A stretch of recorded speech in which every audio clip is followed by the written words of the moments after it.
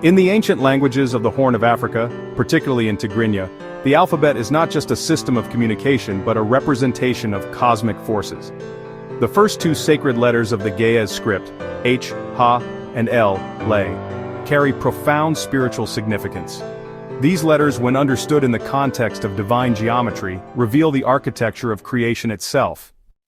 The letter H symbolizes the seen divine, the light energy that we can perceive. It is associated with the sun, which, through its rays, brings life to the earth. H is the light within us, the energy we are made of, the spirit that animates the body. It is the force that connects us to the greater cosmic system, like the vital energy that flows from the source of creation.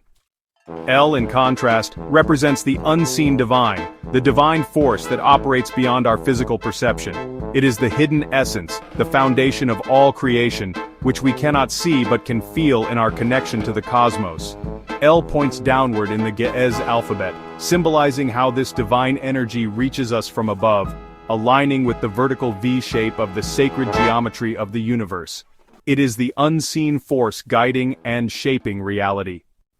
When you look at these two letters, H and L, you begin to see a pattern, a relationship between the seen and unseen, between the tangible and the intangible. These two forces are in perfect balance, each supporting the other. The alignment of H and L symbolizes the connection between the physical and spiritual realms, a central theme in both ancient African traditions and spiritual practices across the world. This divine geometry is not just an abstract concept but a reflection of how everything in the universe is structured.